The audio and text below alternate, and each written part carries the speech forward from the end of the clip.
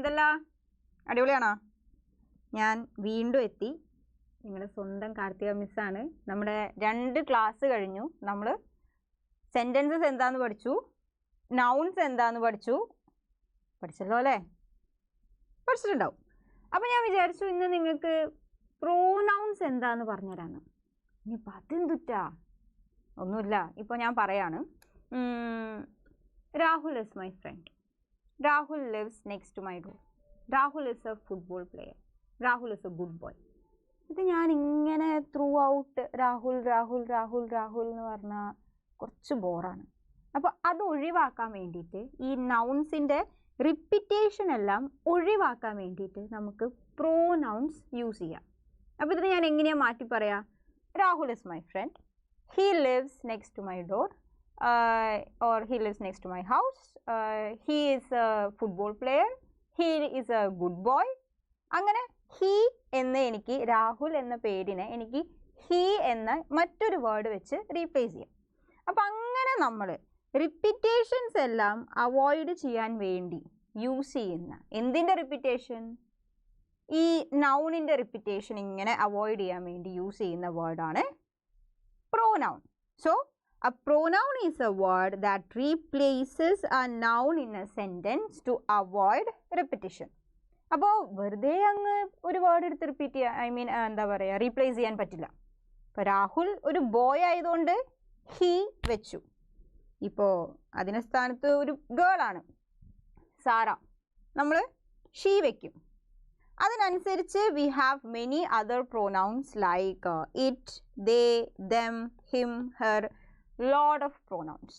അപ്പോൾ we use all these pronouns to replace a noun. I'm saying it again, only a noun in a sentence to avoid repetition. Okay? Set അല്ലേ? കുറച്ച് examples നോക്കിയേ. She loves reading books. So ഏതോ ഒരു പെൺകുട്ടീനെ കുറിച്ചാണ് പറയുന്നത്. ആ കുട്ടിക്ക് ബുക്ക് വായിക്കാൻ ഇഷ്ടമാണ്. റിയ കോൾഡ് ദം.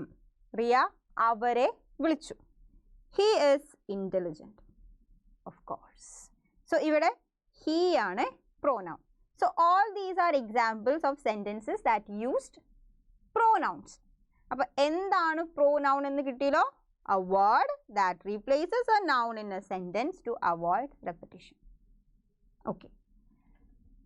കുറച്ചധികം ടൈപ്പ് പ്രോനൗൺസ് നമുക്കിന്ന് ഡീൽ ചെയ്യാനുണ്ട്.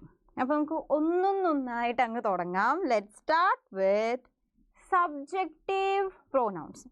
It's similar to the word itself, subject. So subjective pronouns are pronouns that act as the subject of a sentence. ഒരു സെൻറ്റൻസിൻ്റെ സബ്ജക്റ്റ് പൊസിഷനിൽ മാത്രമേ നമുക്ക് ഈ പ്രോനൗൺസിനെ പ്ലേസ് ചെയ്യാൻ പറ്റുള്ളൂ. വേറെ എവിടെയും കൊണ്ട് പ്ലേസ് ചെയ്യണ്ട. Because they perform the action in a sentence.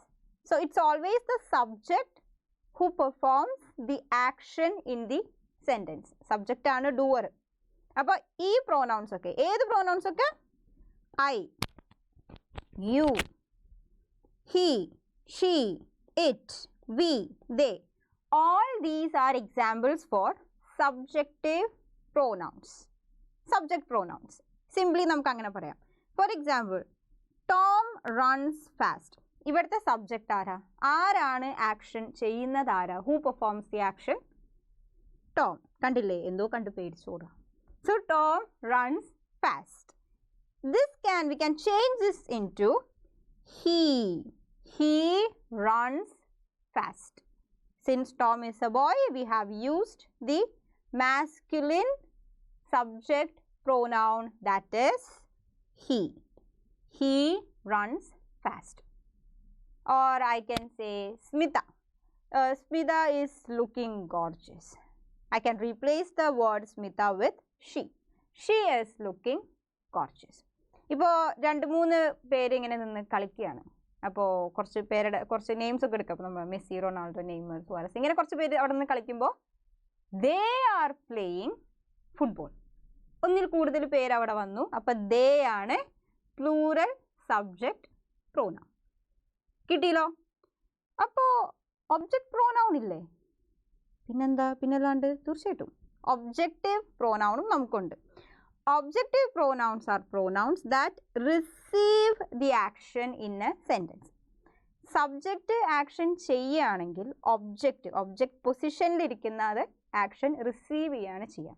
നമുക്ക് എല്ലാവർക്കും ഒരു തോട്ട് പെട്ടെന്ന് പോകും. ഒബ്ജക്റ്റ് എന്ന് പറയുമ്പോൾ നമുക്ക് കാണാൻ പറ്റുന്ന എന്തോ ഒരു ഒബ്ജക്റ്റ്, ഒരു വസ്തു, അങ്ങനെയല്ല. സെൻറ്റൻസസിൻ്റെ കേസിൽ വരുമ്പോൾ ഒബ്ജക്റ്റ് എന്ന് പറയുന്നത് anyone or anything that receive the action. Okay, so they act as the object of the word. Action വേർഡിൻ്റെ അല്ലെങ്കിൽ ആക്ഷൻ റിസീവ് ചെയ്യുന്ന ആളായിരിക്കും അല്ലെങ്കിൽ വസ്തു ആയിരിക്കും ഒബ്ജക്റ്റ്. അപ്പോൾ ഏതൊക്കെ പ്രോനൗൺസാണ് നമുക്ക് വെക്കാൻ പറ്റുക? നമുക്ക് me, you, him, her, it, us, them, ഇതെല്ലാമാണ് or these are the objective pronouns. ഒന്ന് കാണാതെ പഠിക്കണം, ബട്ട് നമ്മളതൊന്ന് പ്രാക്ടീസ് ചെയ്ത് വരുമ്പോൾ നിങ്ങൾക്ക് ഇത് ഓട്ടോമാറ്റിക്കലി കിട്ടും. വലിയ സീനുള്ള കാര്യമൊന്നുമല്ല. See this example, Sarah gave the book to Bob. അപ്പോൾ Sarah did the action of giving the book and Bob did the action of receiving the book. അപ്പോൾ Sarah gave the book to him. ഇവിടെ masculine object pronoun him ആണ്. ഇപ്പോൾ Sara ഇതൊരു ഗേളിനാണ് കൊടുത്തെങ്കിൽ him മാറി അവിടെ ഹർ ആകും. Okay, അതല്ല ഇനി ഒരു ഗ്രൂപ്പ് ഓഫ് പീപ്പിളിനാണ് കൊടുത്തതെങ്കിൽ അത് ദം ആകും. കിട്ടിയല്ലോ? So look at the examples again. Me, you, him, her, it, us, them. All these are examples for objective pronoun. അപ്പോൾ സബ്ജക്റ്റും ഒബ്ജക്റ്റും നമ്മൾ സെറ്റ് ചെയ്തു. ഇനി ഒന്ന് രണ്ട് വില്ലന്മാർ പോലെ കുറച്ച് കോംപ്ലിക്കേറ്റഡ് ആയിട്ടുള്ള ആളുകളുണ്ട്. പക്ഷെ നമുക്കതൊരു പ്രശ്നമേ അല്ല. നമ്മൾ ബാഹുബലിനെ പോലെ നെഞ്ചും വിരിച്ച് നേരിടാൻ പോവാണ്. First one, emphatic pronouns.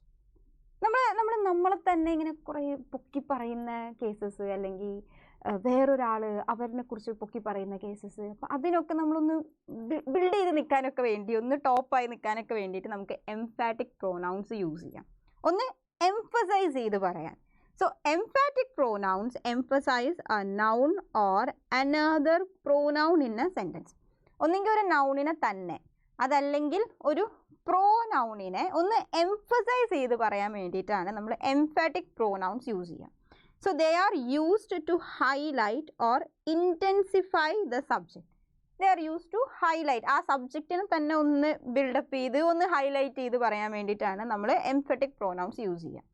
ഇപ്പോൾ ക്ലാസ്സിൽ നീ കോപ്പി അടിച്ചിട്ടാണോ ഹോംവർക്ക് ചെയ്തത്, അല്ലെങ്കിൽ കോപ്പി അടിച്ചിട്ടാണോ പ്രോജക്റ്റ് ചെയ്തത്? അല്ല മിസ്സേ, ഞാൻ ഒറ്റയ്ക്കാണ് അത് ചെയ്തത്. അപ്പോൾ I myself finished the project. She herself baked the cake. അപ്പോൾ ഇതെല്ലാം ഒന്ന് എംഫസൈസ് ചെയ്ത് പറയാൻ വേണ്ടിയിട്ടാണ് നമ്മൾ ഉപയോഗിക്കുന്നത്.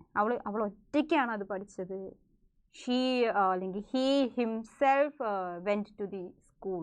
അവൻ ഒറ്റയ്ക്കാണ് സ്കൂളിൽ നടന്ന് ഒറ്റയ്ക്കാണ് പോയത്. നമ്മളൊന്ന് പുഷ് ചെയ്ത് ഒന്ന് സ്ട്രോങ് ആയി ഒന്ന് എംഫസൈസ് ചെയ്ത് പറയാം. അപ്പോൾ അങ്ങനത്തെ കുറച്ച് എക്സാമ്പിൾസ് നോക്കിയാലോ? നോക്കാം.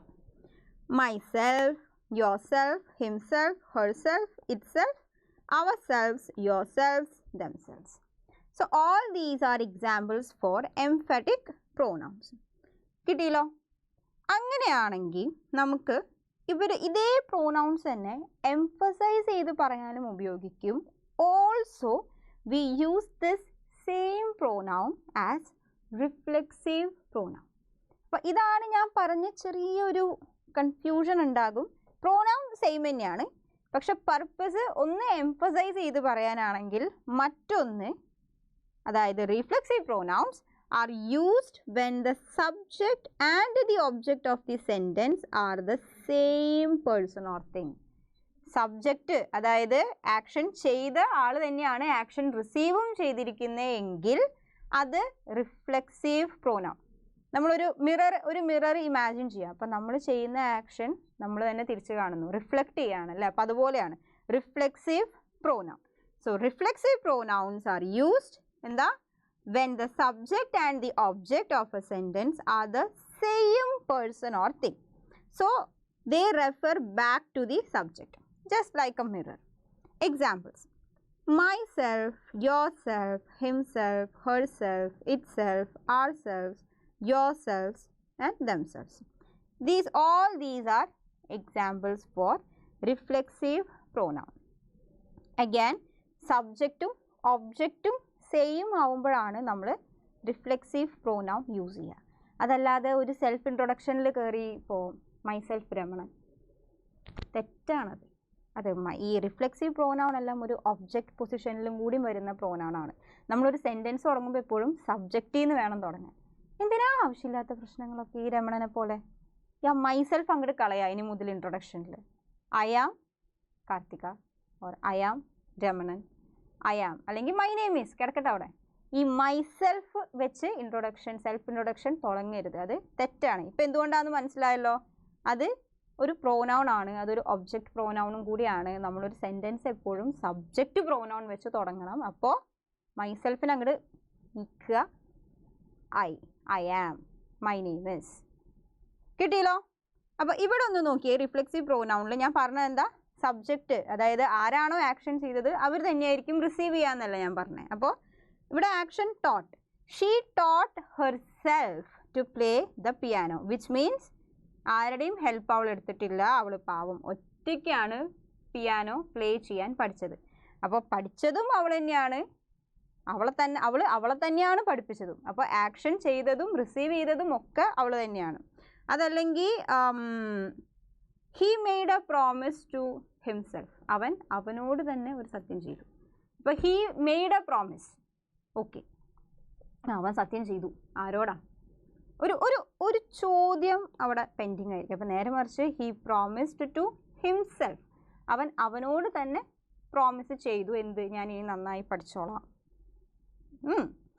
അപ്പോൾ അങ്ങനത്തെ കേസിലാണ് നമ്മൾ റിഫ്ലെക്സീവ് പ്രോനൗൺ യൂസ് ചെയ്യുക. ഇപ്പോൾ എനിക്കറിയാം, ഇപ്പോൾ 2-3 പേരെങ്കിലും കൺഫ്യൂഷൻ അടിച്ചിരിക്കുന്നുണ്ടാവും ഈ മിസ് ചെയ്യാൻ എംഫാറ്റിക് പ്രോനൗണോ റിഫ്ലെക്സീവ് പ്രോനൗണോ. അവർക്ക് വേണ്ടിയിട്ടുള്ളതാണ് ഈ ടിപ്പ്. റിഫ്ലെക്സീവ് പ്രോനൗൺ ഒരു സെൻറ്റൻസിൽ മസ്റ്റായിട്ടും വേണം. റിഫ്ലെക്സീവ് പ്രോനൗൺ ഇല്ലെങ്കിൽ ആ സെൻറ്റൻസ് കംപ്ലീറ്റ് ആവില്ല. ഇപ്പോൾ ഞാൻ പറഞ്ഞ പോലെ ഹി മെയ്ഡ് എ പ്രോമിസ്, ആരോട്? ഒരു കംപ്ലീറ്റ് മീനിങ് കിട്ടണമെങ്കിൽ ടു ഹിംസെൽഫ് അവിടെ ആഡ് ചെയ്തു. അതല്ലെങ്കിൽ I challenged myself to read more, I challenged to read more, ആര്? അത് കംപ്ലീറ്റ് അല്ല. അപ്പോൾ I challenged myself to read more, ഞാൻ എന്നെ തന്നെ ചാലഞ്ച് ചെയ്തു. ഞാൻ കുറേ ബുക്ക് വായിച്ചിരിക്കും, ഞാൻ അതിൻ്റെ പ്രോസസ്സിങ്ങിലാണ്, ഞാൻ ബുക്കുകൾ കുറേ വായിക്കുന്നുണ്ട്. നിങ്ങൾ വായിക്കുന്നുണ്ടോ? ഉണ്ടെങ്കിൽ കോമെൻറ്റ് ചെയ്യണേ. പക്ഷേ ഇൻറ്റൻസീവ് പ്രോനൗൺ ഓർ എംഫറ്റിക് പ്രോനൗണിൻ്റെ ഇനിയൊരു പേരാണ് ഇൻറ്റൻസീവ് പ്രോനൗൺ. കൺഫ്യൂഷനൊന്നും വേണ്ട. സോ എംഫറ്റിക് പ്രോനൗൺസ് ജസ്റ്റ് ഒന്ന് തള്ളാൻ, അല്ലെങ്കിൽ നമ്മളെ തന്നെ ഒന്ന് പൊക്കി പറയാൻ വേണ്ടിയിട്ട് എടുക്കുന്നതാണ് ഈ എംഫറ്റിക് പ്രോനൗൺ. ഇപ്പോൾ I myself challenged him to read the book. I myself challenge, ഞാൻ ഒറ്റയ്ക്കാണ് അവനെ ചാലഞ്ച് ചെയ്തത്. ഇപ്പോൾ അവിടെ ഞാൻ ഒറ്റയ്ക്ക് എന്നുള്ളത് വീണ്ടും പറഞ്ഞില്ലെങ്കിലും കുഴപ്പമൊന്നുമില്ല. I challenged him to read more books, അത്രേ ഉള്ളൂ. I myself challenging you to study hard. Again, I am challenging you to study hard. രണ്ടും ഓക്കെയാണ്.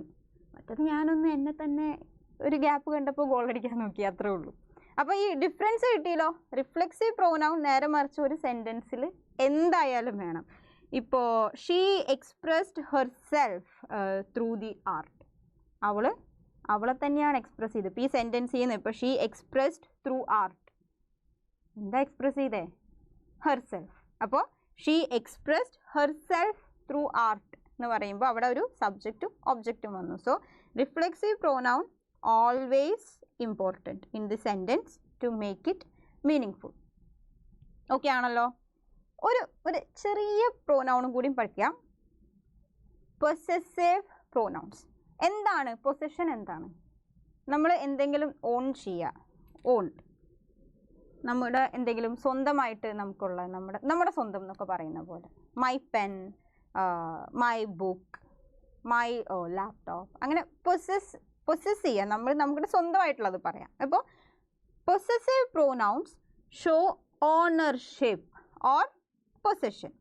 they replace nouns to indicate that something belongs to someone. എന്തൊക്കെയോ അത് എൻ്റെ ആണ് എന്ന് കാണിക്കുക, അല്ലെങ്കിൽ അത് അവരുടെ ആണ് എന്ന് കാണിക്കുക. Something belongs to someone. ഇപ്പോൾ അതിൻ്റെ ഒരു എക്സാമ്പിൾ നോക്കിയേ. Mine, yours, his, hers, ours, theirs. ഇതെല്ലാം അതിനൊരു എക്സാമ്പിളാണ്. That basket is hers. Yes, of course, അത് അവളുടെ ബാസ്ക്കറ്റാണ്. ആ ബാസ്ക്കറ്റ് അവളാണ് പൊസസ് ചെയ്യുന്നത്, അത് ആ ഓണർഷിപ്പ് ഉള്ളത് അവൾക്കാണ്. This pen is mine. ഇത് എൻ്റെ പേനയാണ്. കിട്ടിയല്ലോ? അപ്പോൾ ഇതാണ് പൊസസീവ് പ്രോനൗൺസ്. അപ്പോൾ നമ്മൾ എന്തൊക്കെ പഠിച്ചു എന്ന്? നമ്മൾ സബ്ജക്റ്റീവ് പ്രോനൗൺ പഠിച്ചു, ഒബ്ജക്റ്റീവ് പ്രോനൗൺ പഠിച്ചു, പിന്നെ എന്താ പഠിച്ചേ? റിഫ്ലെക്സീവ് പ്രോനൗൺ പഠിച്ചു, എംഫറ്റിക് പ്രോനൗൺ പഠിച്ചു. Also we have learned possessive pronouns. ഇത്രയും മതി. ഇത്രയും പ്രോനൗൺസ് അറിഞ്ഞാൽ തന്നെ you can handle these way of speaking English language confidently. അത് സെറ്റായിട്ട് അങ്ങ് പൊയ്ക്കോളും. ഈ പ്രോനൗൺസിൻ്റെ പേരായിട്ട് ഓർത്ത് വെക്കണം എന്ന് ഞാൻ പറയുന്നില്ല, പക്ഷേ you have to remember when we have to use or where we have to use these pronouns correctly. Okay, so ഇതുപോലെയുള്ള വെറൈറ്റി ക്ലാസ്സസ് എല്ലാം നിങ്ങൾക്ക് അപ്പോൾ തന്നെ അറിയാൻ വേണ്ടി, കാണാൻ വേണ്ടി what you have to do? You have to subscribe to our channel. And also ഞാൻ പറഞ്ഞു, നമുക്ക് ഇതുപോലെ ഓൺലൈൻ ക്ലാസ്സസ് ആയിട്ട് മാത്രം പോയാൽ മതിയോ? നമുക്ക് കോൺഫിഡൻ്റ് ആയിട്ട് നേരിട്ട് കണ്ട് സംസാരിക്കുകയൊക്കെ വേണ്ടേ? അതിന് വേണ്ടിയിട്ട് you can join our spoken English classes, and for that you have to fill a form. ഞാൻ ആ ഫോമിൻ്റെ ലിങ്ക് ഡിസ്ക്രിപ്ഷനിൽ കൊടുത്തിട്ടുണ്ട്, അപ്പോൾ മറക്കണ്ട. We'll see you again. Till then, bye.